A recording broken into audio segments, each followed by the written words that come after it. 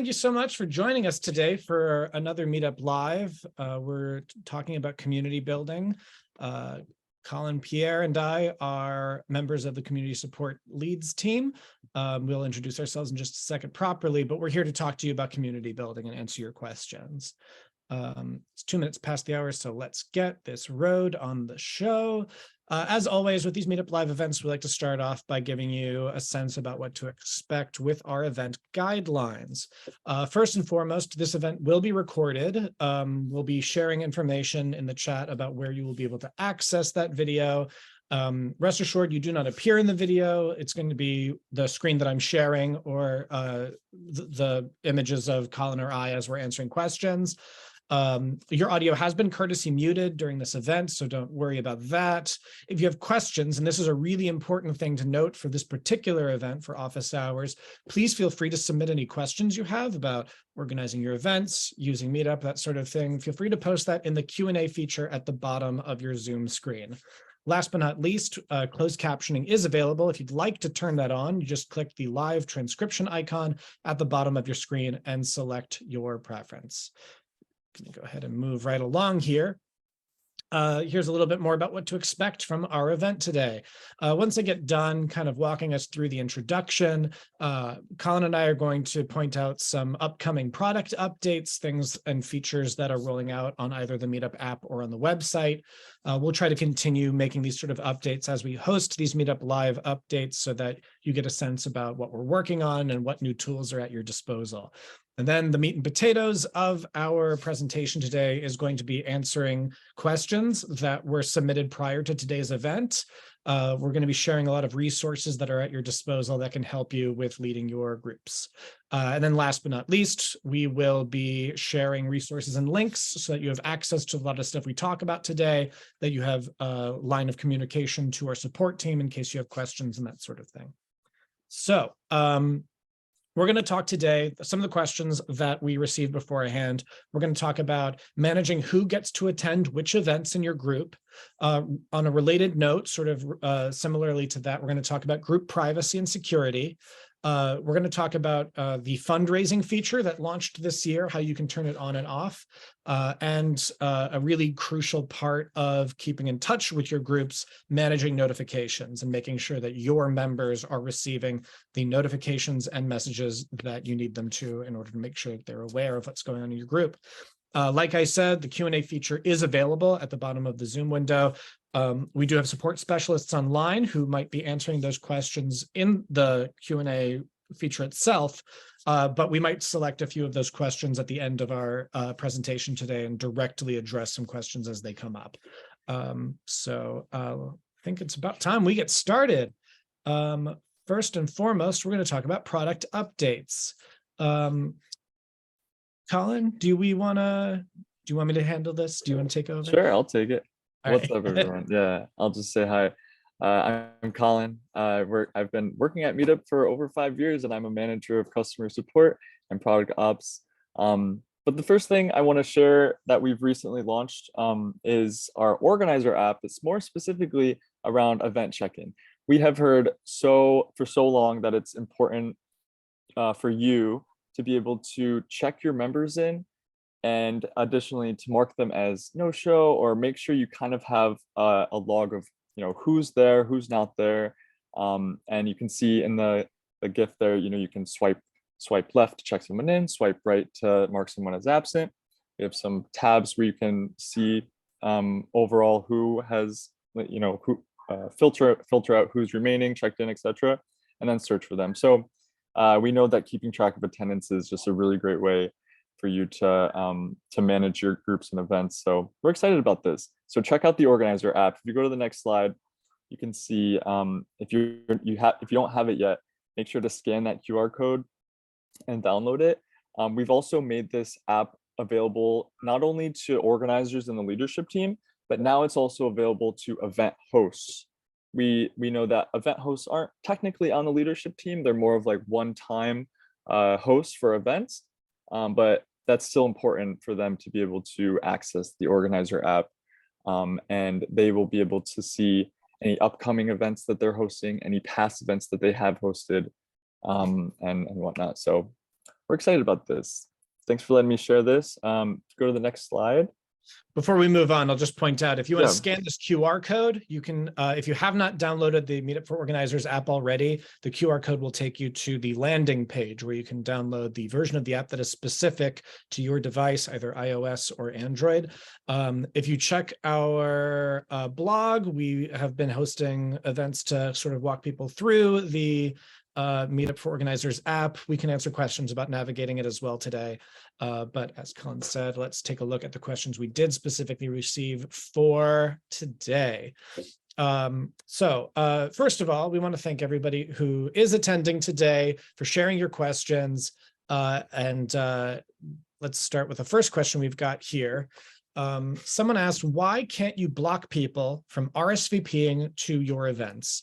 I'd like to be able to block certain people from RSVPing to our beginner events, but leave them in the group so they can still RSVP to our harder hikes. Colin, do you want to talk a bit about controlling? Yeah, right. So this question was submitted, and it sounds like, they have a hiking group and they want to be able to control kind of who RSVPs to which events based on difficulty level, or it could be a variety of reasons for other types of groups. Now, this is, I think, is an amazing idea. But right now at the moment, Meetup doesn't have a feature that allows you to pick and choose which members can or cannot RSVP to a specific event. Right now, if you are in a group, if you're a member of a group, you'll be able to RSVP to all events across the group. And this is a great use case and a good reason why you might want to be able to limit what kind of events a member can RSVP to. It says like they want to leave them in the group so they can still RSVP to the harder hikes. So although it's not possible, I want to kind of show you how you can submit any ideas that you think Meetup should add as a feature request. So it's a great feature request. So let's look at the form here. And if Emily, if you could post in the chat a link to this product feature requests and feedback form. This is something that we review daily, and we work with our product managers to prioritize and try to get certain features and functionality into our roadmap to build. So this is a great idea. So let's submit this. Let's just submit it in real time. Alex, if you don't mind, so this is a request probably about, I would say, events, where they want to be able to control which members RSVP to certain events. So you can click next, and events feature category. Let's see what some options are here. Is the request about the event scheduler, attendee manager, event homepage, other event chat? I think this would probably fall around the attendee manager, where you can manage who can attend.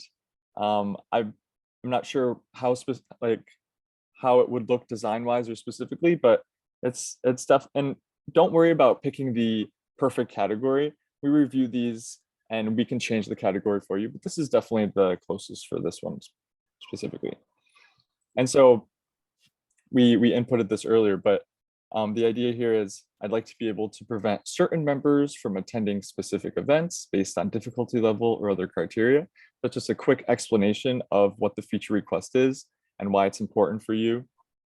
And then if you could select the platform, you can say it's on desktop or Android app or whatever app you use. And then who are you? Are you an organizer, leadership team member, or member? They're likely an organizer or lead team member. And then if you want any updates to the status of this request, input your email, because whenever we launch things, we follow up. And so if you want to be notified if this happens to be built, definitely input your email address there. And then click submit. And that goes right to us. And we track and prioritize these kind of requests. So yeah, just wanted to show you if you have any ideas. So this was a question about how to do something. Although it's not possible right now, we should definitely consider it for the future. So thank you so much for submitting this question. And thanks for walking us through how to use that feature request form, Colin. If you scan the QR code on this slide, it'll take you directly to that feature request form. And I believe we've posted the link in chat as well. This is another one of those resources we'll also be sharing at the end of the presentation too. Hearing from our organizers and members who are actively using Meetup is a huge part of how we decide what gets developed next and what we create and launch. The goal is always to make community building as efficient and easy as possible for you. So please do not hesitate to submit these requests. It is a huge part of our process. Question number 2. When someone is removed and banned from a group, they can still access the group calendar, even though it is a private group and they are no longer a member. And then they can gate crash our events. Please update Meetup's privacy settings so that people who are not members cannot see the group's calendar. So this is obviously like an alarming issue. Well, it's really important to us at Meetup that when your community meets for events, when your group members and attendees are meeting in person, that you feel safe. It's a huge part of creating a healthy environment to continue meeting. We have a trust and safety team who investigates reports of this nature. But this is a tricky question because we've got a couple of pieces of Meetup that we're going to be talking about here. First, they're talking about removing and banning a member. We're talking about what's available on the group calendar, what details we can see there. And we're talking about what happens when people who you don't want at your event turn up at the event itself. It's a complicated question. And this is the sort of thing that, like, if you were going to write into our support team, we would have to investigate pretty thoroughly. And we wanted to take this time today to sort of give you an insight into what our investigation is like, and to also share with you what resources are available to you as organizers and event hosts so that you can best protect your attendees from this sort of member that you're trying to protect your members from. A lot of what we're going to take a look at for this question is available through our help center. I'm involved with developing the content for our help center, so I want to share what we have available. So first of all, let's talk about removing or banning a member. I'm not going to read out this article for everybody, but I do just want you to see, like, we have this content available so that you can read through it. The thing I do want to call attention to is the difference between removing a member and banning a member. Both things are possible to do from your organizer administrative tools. Removing a member simply removes them from the group. Banning the member means they will be unable to rejoin the group, which, according to the question, should address the issue that we're seeing here, which is that someone who isn't part of the group should not be able to see details about the event itself. But according to this question, the banned member is still able to see the calendar and is able to attend the events. So let's take a look at what events details are going to be publicly available to people. This is a second Help Center article about content visibility settings. You have the option when you are creating the group and after the group has already been created to go into your group settings and decide if you want the group to be public or private. I think there's a large misconception about private groups that they're like completely protected, no information is available from them, but that's not true. And the reason why is that a private group can still get new members to search for it in our find page. You still want those events to be surfaced. You still want to be inviting new members and new attendees potentially to join your group. You can control who joins with your organizer tools, but private groups do not completely close off your group from the rest of the Meetup platform. So it's important to take a look at what information, according to this Help Center article, is always going to be visible for both public and private groups. And in this case, I want to point out event titles, dates, times, and the number of members attending. That's going to be visible on the group homepage if there's an event coming up. It's going to be visible on your group's event pages if you've got a list of events that are coming up, and it's going to be available on the group calendar. So anyone who has been removed from the group, they can still access this information. Now, my guess, as someone who might be answering this ticket if it came in, is that if somebody did get removed and banned from a group, and they're still gate crashing events based on what's available in the group calendar, we probably want to check the title of that event and make sure that the title is not confirming where the event is meeting. So that's a step that we would definitely offer to an event host in this situation to make sure that the members are protected from uninvited guests.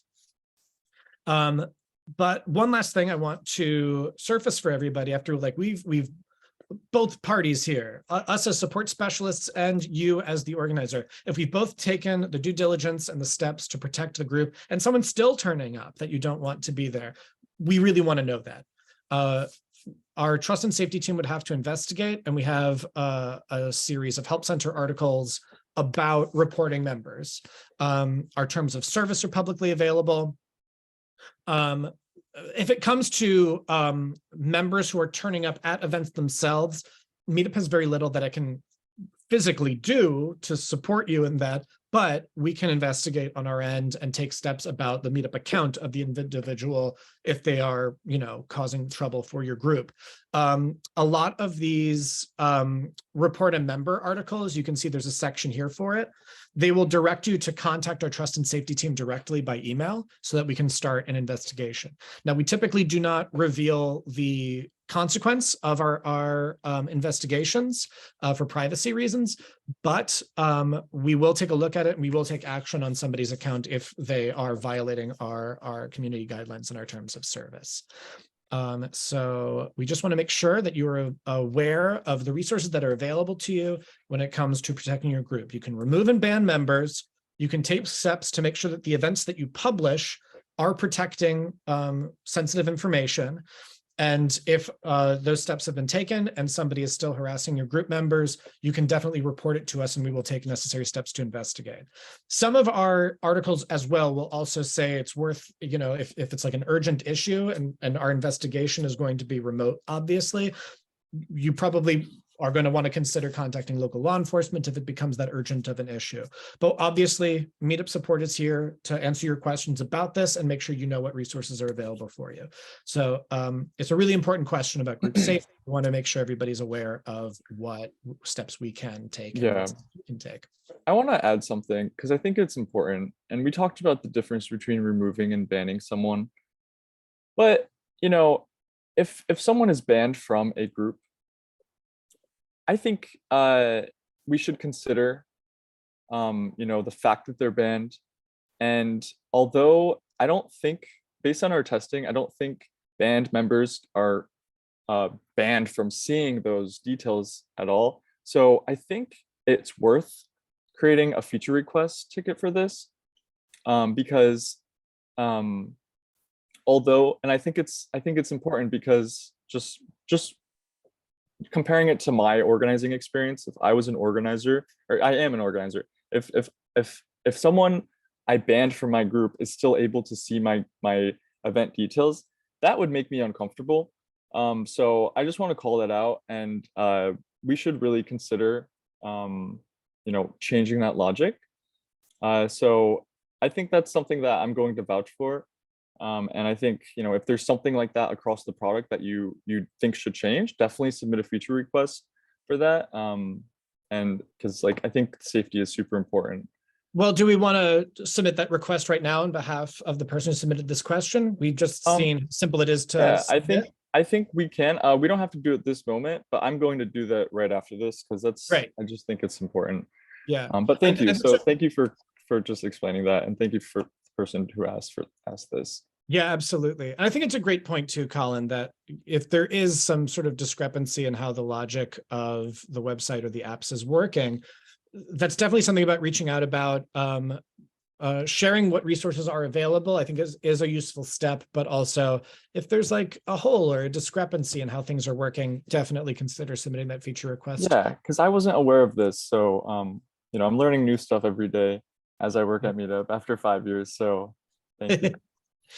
All right, our third question. I'll take this one. Great. So this is just a quick question about fundraising. Someone said, I don't want fundraising. How do I turn it off? So fundraising, for those who don't know, is a recently launched feature where basically your members can donate to your group, and they can send funds for whatever costs it takes to run your group. Some people just want to throw like a quick contribution, or maybe you could create a fundraising campaign to offset the cost of your organizer subscription, or maybe it costs money to rent out a venue, or have pizza at an event. Whatever the reason is, you can have a fundraising campaign on your group. However, this doesn't work for all groups, and we recognize that.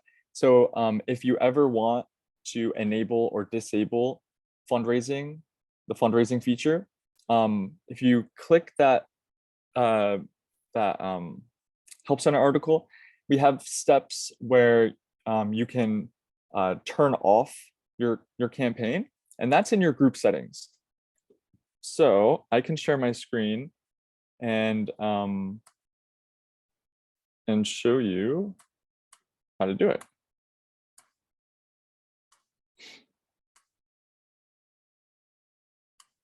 Cool. So this is my organizer account. I have this virtual yoga for beginners group.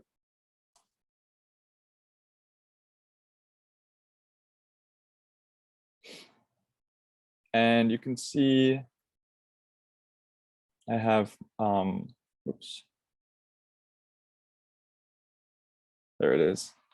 I can have my fundraising campaign enabled here. So when members visit my page, you can see, there's a little where you can give back to your organizer. You can donate however much, powered by pledge. But if you don't want that, or you want that, now, just FYI, this feature is available only to groups in the United States at the moment. Just want to clarify that. But I go to my edit group settings, manage group, edit group settings.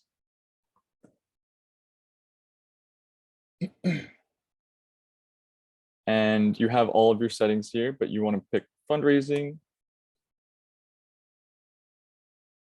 And fundraising is a partnership with Pledge. And so in order to activate it, you need to create a Pledge account and then set up your banking details through there. But once you do that, you'll be able to activate it. But if you ever want to deactivate it, you just want to toggle this button on and off. And so when it's on, you can choose the fundraising message, you can customize it or pick a pre-made one. You can pick the category of your group and then just any goal that you want to hit. So that's just how to quickly turn on and off, and make sure to click save when you're done so that it saves on your group page. But that's just how to turn on or off your fundraising. Just a quick question, quick answer. But yeah, if you're interested in getting, if you're an international organizer interested in getting Pledge, like I said, it's not available outside of the United States at the moment, but it's a great feature request.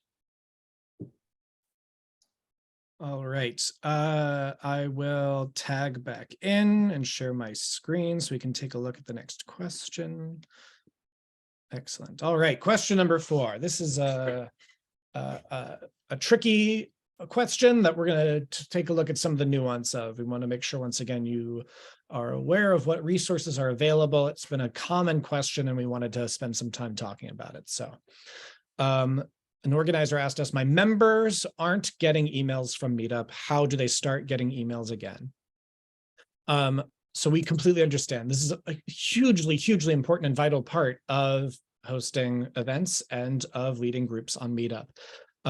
We want to make sure everybody is aware of what communications are expected to reach members. So first and foremost, once again, we've got troubleshooting help center articles that sort of tackle the base question about why people are not receiving Meetup emails. So as I said, like, a lot of these resources, we spend some time trying to make sure that they are publicly accessible in the help center. Now, one thing that I try to emphasize when I'm answering support tickets is, if you are an organizer and a member has told you, I'm not getting emails from Meetup, it's actually not your responsibility as an organizer to solve this for them. I understand like the urgency because your member is saying that they're not getting crucial parts of the experience of being part of your group, and you want to intermediate for them. I think it's hugely important to make sure that you can share the resources with them that we're sharing with you. That's, I think, the best thing that you can do, because you have other responsibilities as an organizer. You're looking for venues, you're trying to plan the next event, making sure that something that is part of the Meetup system experience is functioning. That's something that we'll work on directly with the member anyway. 9 times out of 10, the reason why an email isn't reaching your member, it's because of their settings. We have very nuanced particular settings for both email and push notifications. The links I've got here on the screen are specific to how you manage both your email notifications and your notifications. So once you share the link for submitting a ticket to the help center and you get your members in touch with a support specialist, we'll start doing our investigations there and saying, okay, how are your settings set up? Why aren't you getting those emails? We can investigate and try to eliminate factors that would contribute to why they wouldn't be receiving it. We recently hosted a Meetup 101 about notifications, and I wanted to make sure that you have access to the recording we made of that event, as well as yet another Help Center article that actually breaks down in a table what notifications you should be expecting to receive as both organizers and members, and where you should be expecting to receive them. It's really important for us to be able to work directly with your members in order to investigate this, because otherwise, we understand that it might look and sound like something has gone wrong with the system, but we have to be able to investigate it with the person who's actually having the issue if we can determine that that's actually the case. And as I'm saying, most of the time it isn't. It's just a matter of their device settings or their computer settings for the website or for the app. They're set up in a particular way that is diverting these notifications or grouping them together in certain ways. So we want to make sure that you have the trust that you need, so that when you send out messages for your group, you know that the people who actually want to be receiving them are going to receive them predictably. Do you have any thoughts to add to that, Colin? I know it's such a complicated issue.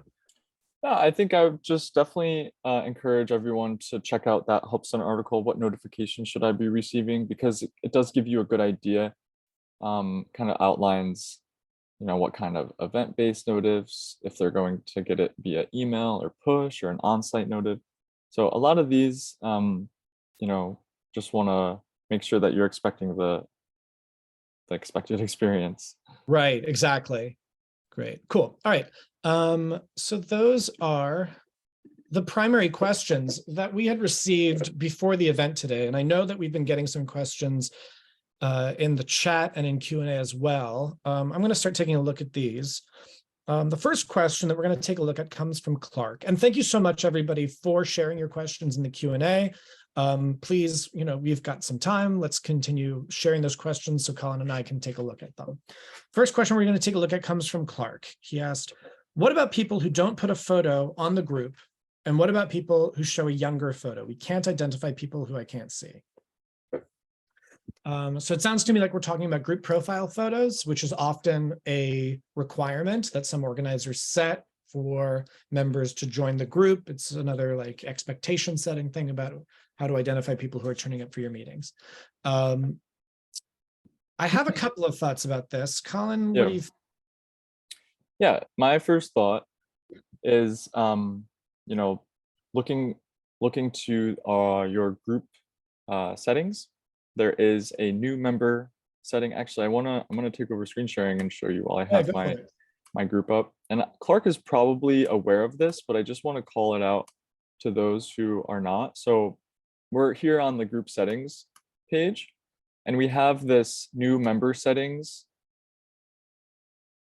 category, and this allows you to manage what kind of members can join your group and what requirements they need before they can join the group.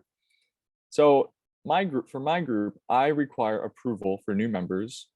So when someone requests to join my group, they are immediately added. I have a pending members list where I can go in and review, do they have a profile photo? What is their profile question answer, because I want to make sure that, you know, it's someone who's fit for the group, and it just adds that extra barrier for safety reasons. So with that said, we also have this this setting that you need to require the member to have a photo uploaded. So any blank profiles cannot even request to join your group.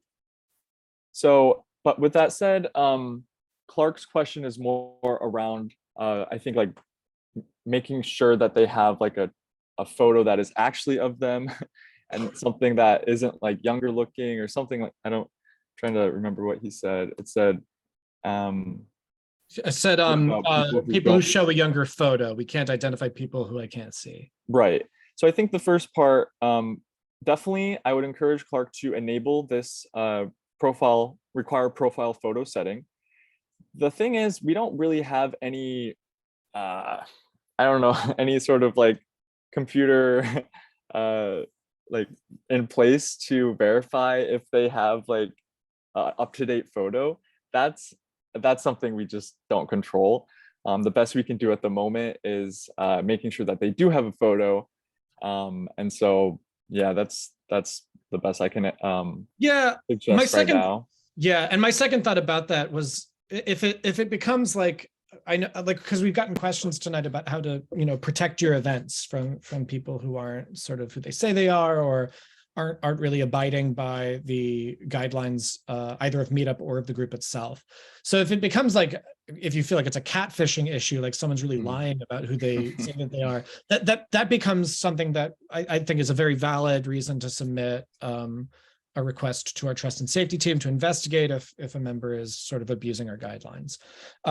I also would point out, so there's sort of two levels of profile photos on Meetup. One is the site-wide profile, and you can have specific photos for group profiles as well.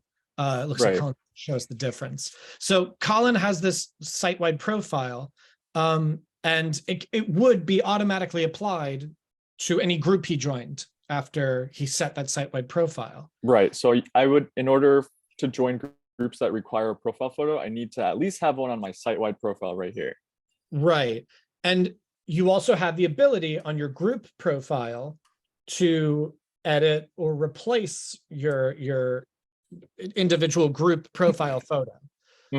Changing your site-wide profile after you've uploaded a group file does not automatically apply to the group profile photo. So that might account for some of the discrepancy that you're reporting in the question, where like it's a younger picture.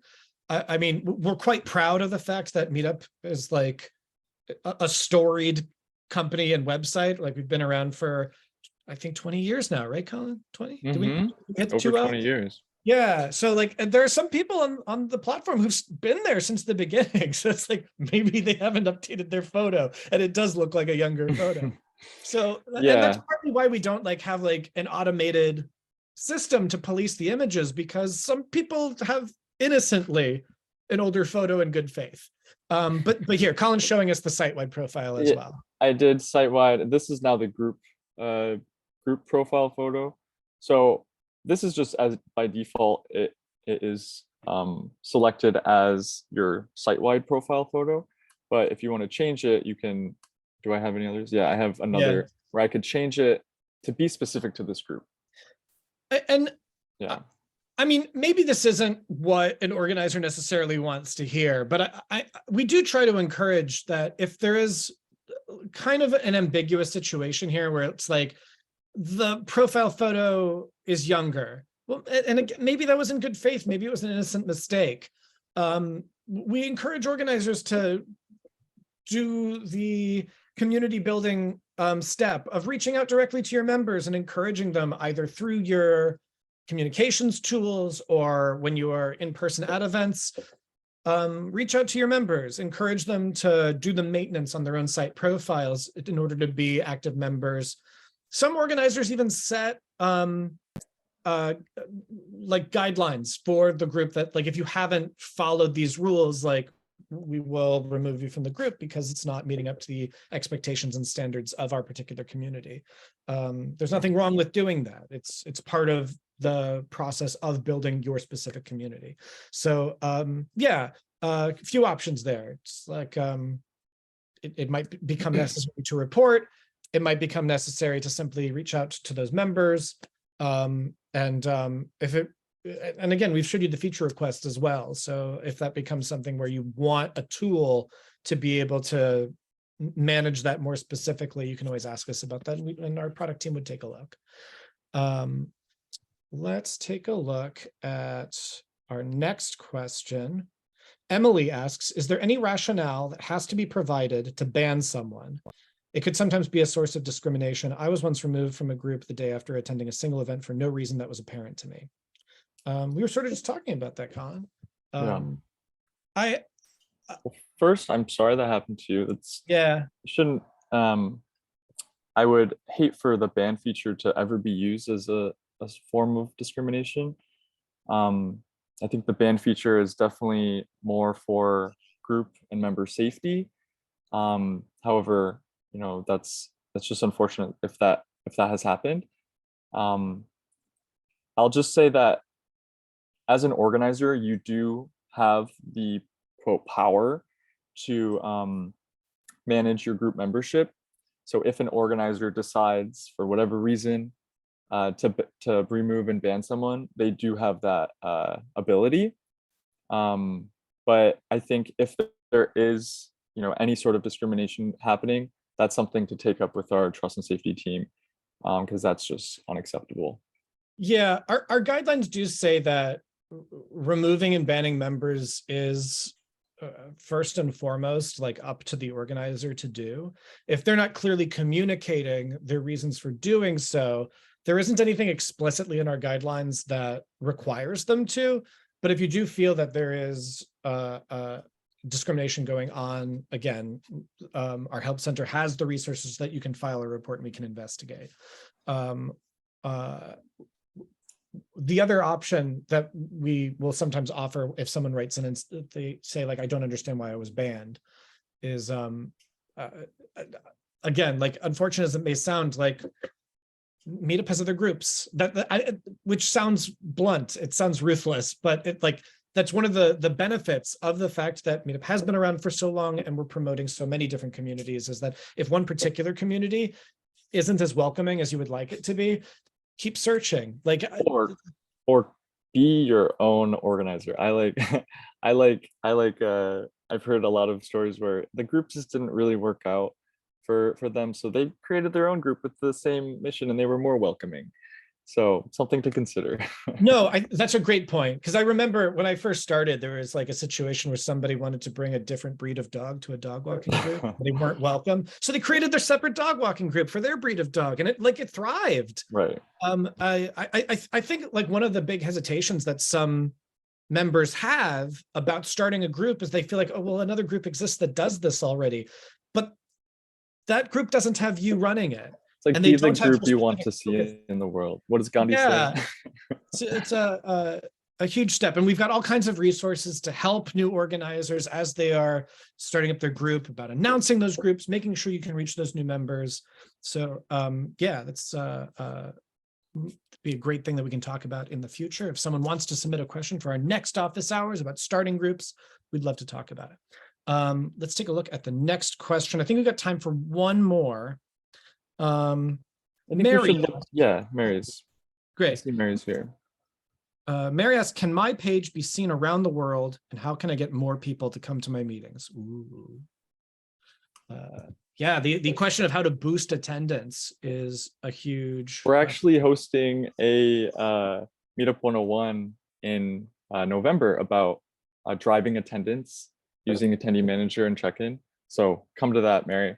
But to answer your question, let me just look at it again. Can my page be seen around the world, and how can I get more people to come to my meetings? The short answer is yes, your page can be seen around the world. I will say that, you know, it depends on where the members are and what kind of search criteria they're inputting in order to find your page.